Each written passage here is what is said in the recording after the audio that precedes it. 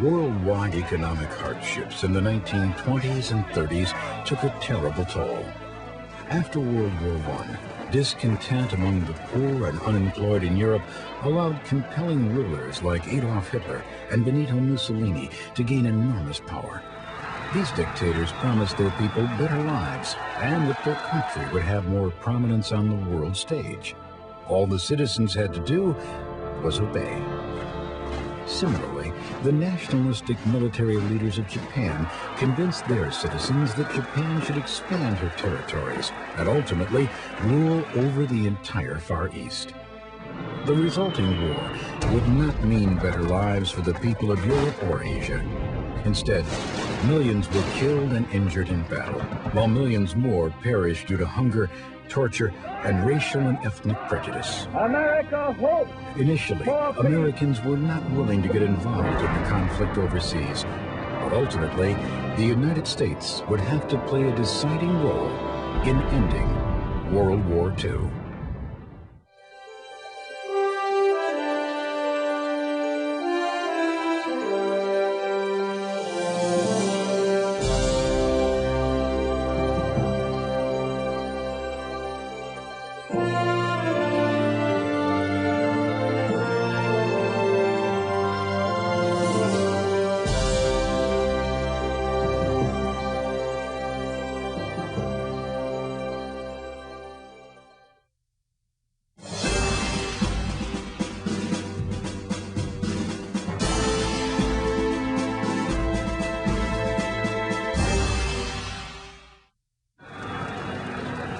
The signing of the peace treaty at Versailles signaled the official end of World War I, optimistically called the war to end all wars.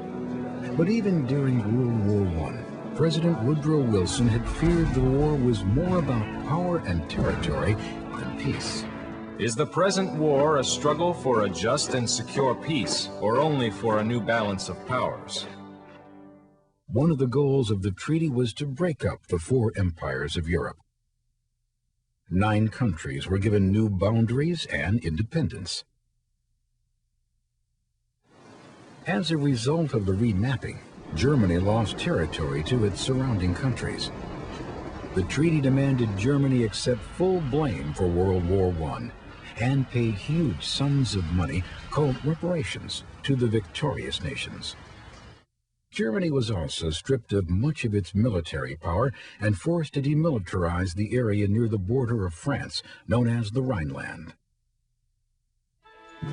The intention of the Treaty of Versailles was largely to punish Germany for World War I, but also to create new democracies and self-determination in Europe. But huge war debts, hunger, and unemployment made it difficult for some democracies to flourish.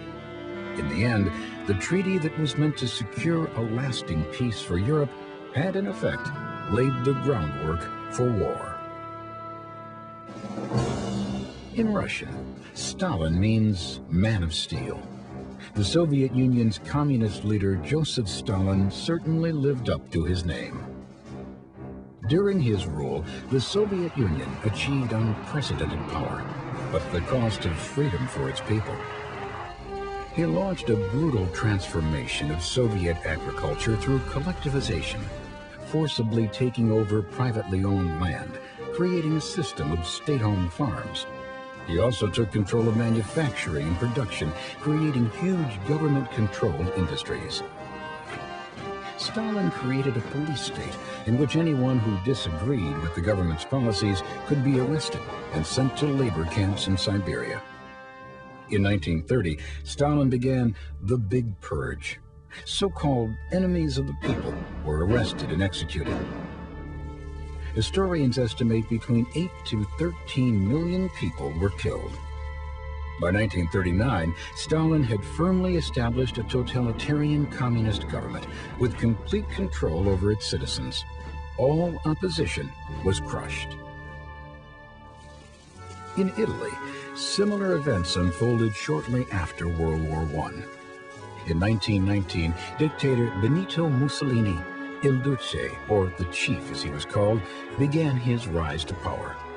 Mussolini became popular because he promised Italians he would rebuild Italy and create a new Roman Empire. Mussolini created a political movement called fascism, and in 1921 he became a member of the Italian parliament. In 1922, he and thousands of his fascist supporters, known as the Black Shirts, marched into Rome, demanding the Italian king give him power to lead the government. Not wanting to start a civil war, the king conceded. Mussolini was sworn in as prime minister in October. Like Stalin, Mussolini crushed any and all opposition to his totalitarian regime. At the end of World War I, Adolf Hitler was just another jobless soldier wandering around Germany. In 1919, he joined a small political party called the National Socialist German Worker, the Nazi Party. Like communists in the Soviet Union and fascists in Italy, the Nazis practiced an extreme form of nationalism, believing that the interests of their country were more important than any others, even more important than personal rights and freedoms. Hitler quickly rose to power to become the Nazi Party's leader, or Führer. In his 2-volume book Mein Kampf, My Struggle in English, Hitler spelled out his Nazi beliefs. He sought to unite all German-speaking people into a national state. He also maintained that the German or Aryan race was superior to all others. Hitler thought his master race deserved more land, even if it meant taking it by force. The economic hardships in Germany in the early 1930s helped Hitler and the Nazi Party gain power. In 1932, roughly 6 million Germans were jobless, and Hitler's promise to restore German pride and stature in the world appealed to them. As head of the Nazi Party, Hitler was appointed German Chancellor in January 1933. He quickly put an end to the faltering Weimar democracy and established his Third Reich, a totalitarian regime with himself as dictator. Hitler capitalized on hate and racism, blaming Jews for the economic problems plaguing Germany.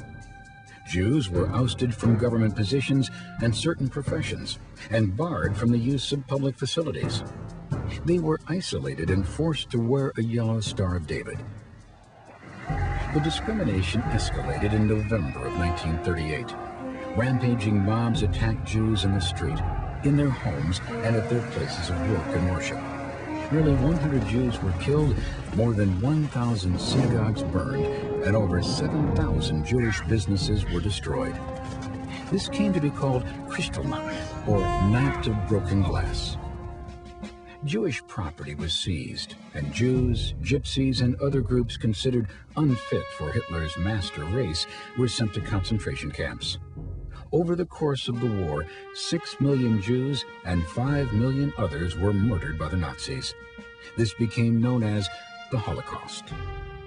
The extent of the horrors of the Nazi concentration camps would not be fully realized until the war ended in 1945.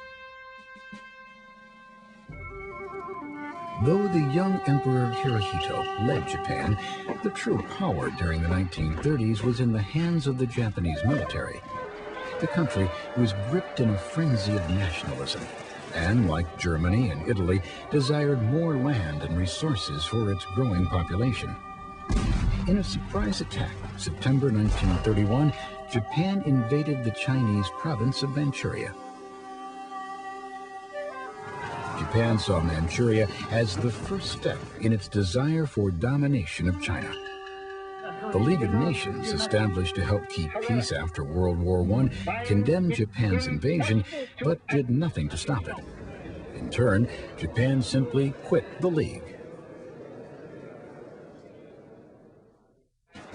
By 1936, the clouds of war encircled the globe. Germany and Italy formed an alliance they described as an axis around which Europe would revolve. 4 years later, Japan would join the Axis powers, and together, the three countries pledged to aid each other in the event of attack. The extreme political philosophies that emerged during these troubled times appealed to many people worn down by economic hardship. But the overly patriotic beliefs of nationalism, the acceptance of totalitarianism, the militant and racist fascist beliefs of the Nazis, and the communist doctrines of state-controlled property and government all contributed to a worldwide war.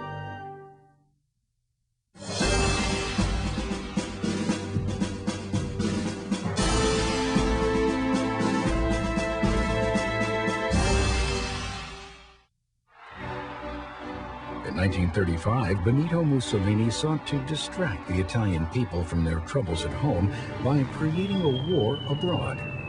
Claiming Ethiopia as their territory, the Italian military invaded the African country, easily defeating the poorly equipped nation. The following year, civil war erupted in the democracy of Spain between forces loyal to the government and those supporting fascist dictator Francisco Franco. The United States and the Soviet Union supported the loyalists, while Germany and Italy aided the fascists. These alliances were a preview of the coalitions that would form during World War II. Meanwhile, in defiance of the Treaty of Versailles, Adolf Hitler began to rebuild the German military. He remilitarized the Rhineland with a series of defenses along the border of France. The League of Nations did nothing to respond to Hitler's enormous buildup of military might. Emboldened, on March 12, 1938, Hitler annexed Austria, marching over the border and occupying the country with a full-scale invasion. He then demanded Czechoslovakia surrender control of the Sudetenland. Once part of Germany, the Sudetenland was remapped as a territory in Czechoslovakia after World War I. Hitler believed it was the right of the Germans to take this land back. Britain and France had to respond to Hitler's aggression, but they faced a difficult decision. Rather than risk another war with Germany, they signed the Munich Agreement, forcing Czechoslovakia to relinquish the Sudetenland to the Germans. In return, Hitler promised that this would be his last territorial demand. Britain's Prime Minister, Neville Chamberlain, felt appeasement of Hitler was a victory and received a hero's welcome when he arrived home. This morning, I had another talk with the German Chancellor, Herr Hitler. We regard the agreement signed last night and the Anglo-German naval agreement as symbolic of the desire of our two peoples never to go to war with one another again. Not all Englishmen agreed that appeasement was a victory. Winston Churchill, Chamberlain's eloquent political rival and later Prime Minister, chastised Chamberlain and the French Prime Minister. The policy of appeasement failed. Germany soon took over the rest of Czechoslovakia. In August of 1939, the Nazis and the Soviets signed a non-aggression pact, vowing they would never attack each other. The pact between these two powers shocked the rest of the world. Stalin, though he hated the Nazis, signed to avoid war. But the non-aggression pact also contained a secret agreement, which allowed the Soviet Union territorial control of the eastern half of Poland and the Baltic states in the event of a war. Later, Stalin would learn a bitter lesson. Treaty or not, Hitler could not be trusted.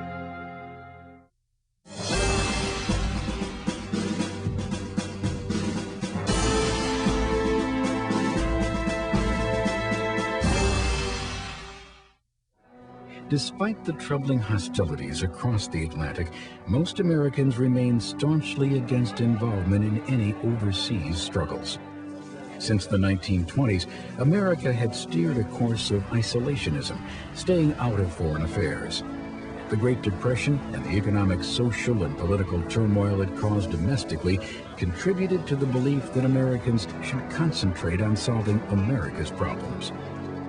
In 1928, the U.S. signed the Kellogg-Briand Pact and were eventually joined by 61 other nations in a pledge to never make war again. By 1930, rumors spread claiming that bankers and munitions dealers, anxious to turn a quick profit, had dragged the United States into World War I. Congressional hearings ensued. They found that huge amounts of money had in fact been made by these so-called merchants of death. The American public's outrage only added to the anti-war sentiment. Clearly, Americans had no taste for another war. In the event of war in Europe, I think we should stay out of it entirely. All our efforts should be made to keep out of the fight. Let Europe fight their own battles. They mean nothing to us. This time America should keep out, and I know I will. President Franklin Delano Roosevelt was well aware of the country's feelings. In 1935, Congress passed the Neutrality Acts, stopping the sale of arms or loans of money to nations at war. But by 1937, Roosevelt found it increasingly difficult to support isolationism. When Japan again invaded China in July of 1937, FDR ignored the Neutrality Acts, sending arms to aid China. Flooded with protests accusing him of leading America into war, FDR backed off, while tensions mounted in Europe and Asia. I have been compelled to contrast our peace with very different scenes that are being enacted in other parts of the world. In contrast to the turbulent events occurring overseas, America was at peace. The country was climbing out of the Great Depression, and people were beginning to again enjoy the fruits of a prosperous society.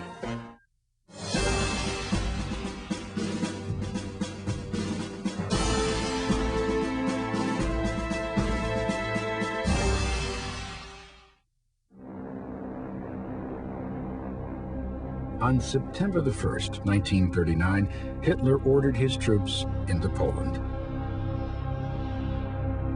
The German Air Force, the Luftwaffe, dropped a torrent of bombs on Poland's cities, while German tanks rolled across the countryside.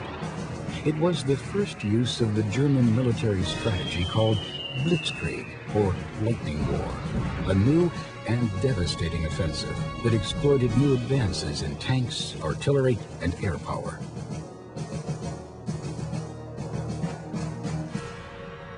Two days later, both Britain and France declared war on Germany.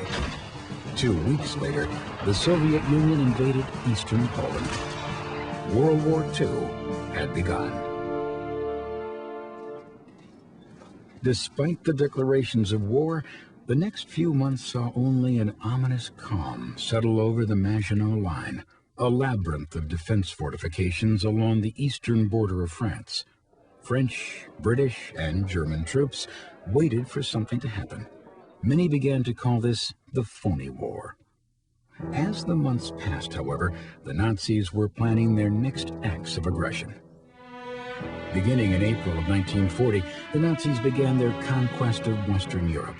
In a massive demonstration of Blitzkrieg, they invaded Norway, Denmark, Belgium, Holland, and Luxembourg. The Germans ultimately set their sights on the conquest of France. French, British, and Belgian troops were stationed along the entire border of France, including the Maginot Line, though they left one area vulnerable, the Ardennes Forest. The French military believed that the heavily wooded area would be impenetrable to German forces. They were wrong. Hitler sent his tanks smashing through the Ardennes Forest into France, effectively cutting off opposition forces. British and French troops were overwhelmed by the German military offensive into France and retreated to the French coastal town of Dunkirk. Pinned to the sea, hundreds of thousands of troops were trapped. Surrounded by the Nazis, the soldiers seemed doomed. British Prime Minister Winston Churchill appealed for help. Soon, British Navy and civilian boats of all sizes and shapes emerged to form a makeshift flotilla. In less than a week, fishermen, grocers, tugboat captains, anyone with a seaworthy vessel ferried roughly 340,000 troops to safety across the English Channel. Their heroics saved the soldiers, but they couldn't save Paris. On June 21, 1940, the French capital fell to the Nazis. Hitler dictated his terms of surrender to the French government. Germany had succeeded in conquering Western Europe. only Great Britain remained. The British people, led by Prime Minister Winston Churchill, were defiant. We shall fight on the beaches, we shall fight on the landing ground, we shall fight in the fields and in the streets, we shall fight in the hills, we shall never surrender. Undeterred by Churchill's rhetoric, Hitler pressed on. In the Battle of Britain, the German Luftwaffe was ordered to bomb England. Between June and September of 1940, German planes pounded British targets. On just one evening alone in mid-August, over 1,000 Luftwaffe bombers invaded the skies over England. Germany soon began concentrating her air fury on the city of London. Londoners found refuge from the Blitz in air raid shelters and underground train stations. Frightened parents sent children out of the city to friends and relatives in the countryside. The attacks were relentless, but despite the overwhelming number of German planes, Great Britain's Royal Air Force, the RAF, fought back courageously. Using newly developed radar technology, the British were able to detect Luftwaffe planes coming over the English Channel. Early warning stations were set up along the English coast to detect the enemy and pinpoint German planes in the sky.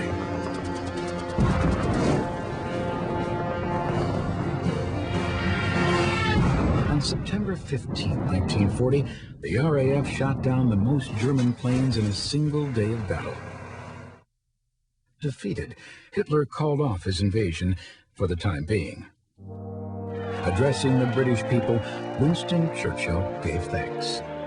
Never in the field of human conflict was so much owed by so many to so few. But bravery alone could not win the war.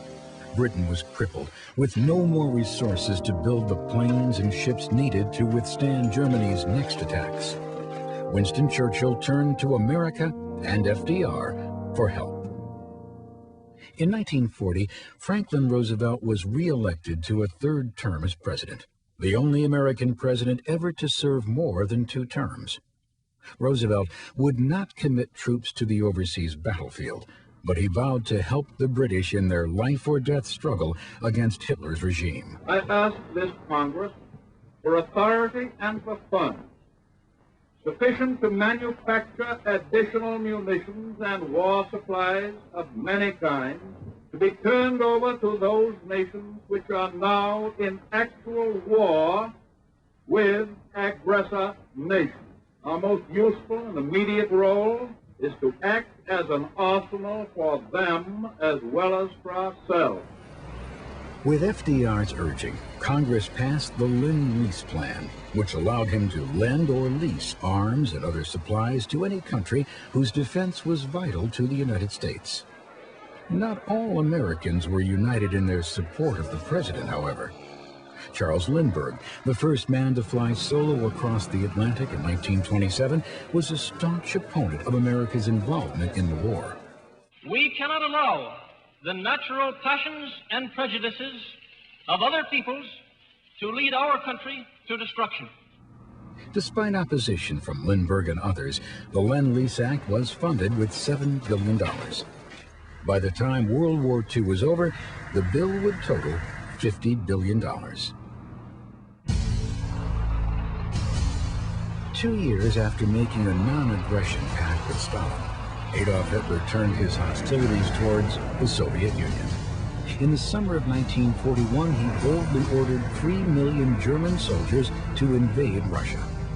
Stalin was outraged by Hitler's betrayal, and Russia joined in the fight against Hitler, becoming an ally of the West, if only for the duration of the war.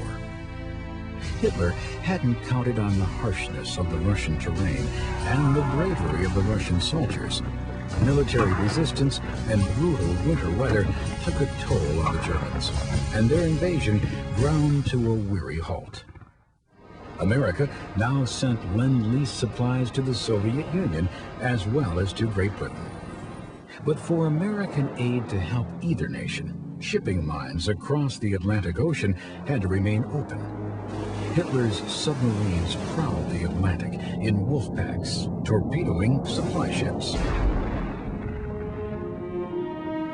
FDR ordered the Navy to protect all Lend-Lease shipments and allowed American warships to attack German submarines in self-defense. In July 1941, Roosevelt and Churchill finally met face-to-face in Argenta Bay, off Newfoundland. They agreed to issue a joint declaration on the goals of the war. Their agreement, the Atlantic Charter, became the basis for a new document called a Declaration by the United Nations, spelling out the ground rules for countries opposing the Axis powers. 26 countries eventually signed on and became known collectively as the Allied Powers.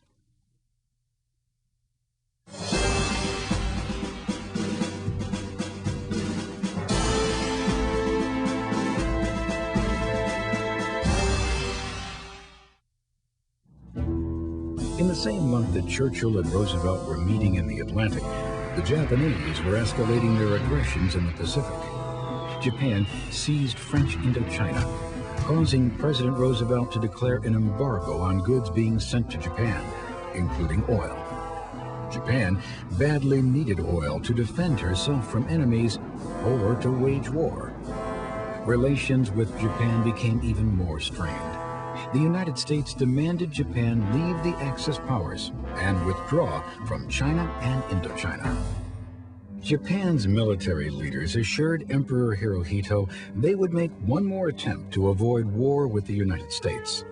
But as Japan's peace envoy flew to Washington, D.C. for talks on November 5, 1941, the Japanese military prepared for an attack on America.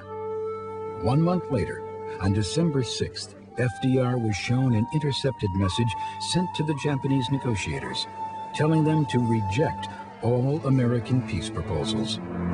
It was obvious, war with Japan was inevitable. December 7th dawned bright and sunny over the American naval base at Pearl Harbor, Hawaii. But shortly before 8 a.m., terror struck from the sky.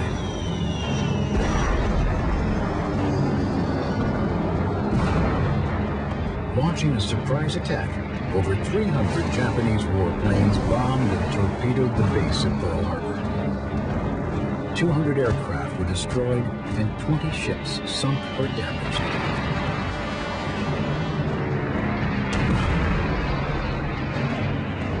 By the time it was over, 2,400 Americans were dead, over 1,100 wounded, and the entire Pacific Fleet crippled.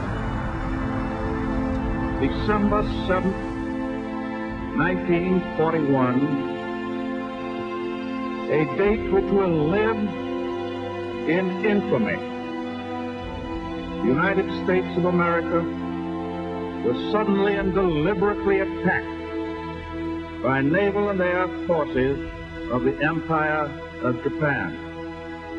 Japan has therefore undertaken a surprise offensive extending throughout the Pacific area.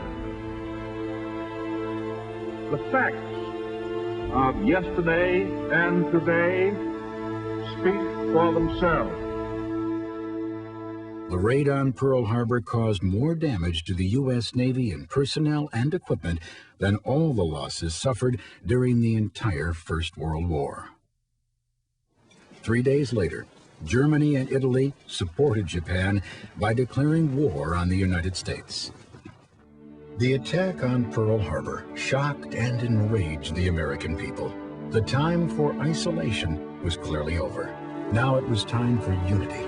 Now it was time to fight. America's massive investment in ships, tanks, and the materials of war would bring an end to the Great Depression. It would also help unify a people through patriotism and sacrifice. The story of America's involvement in World War II continues in Part 2, The World at War.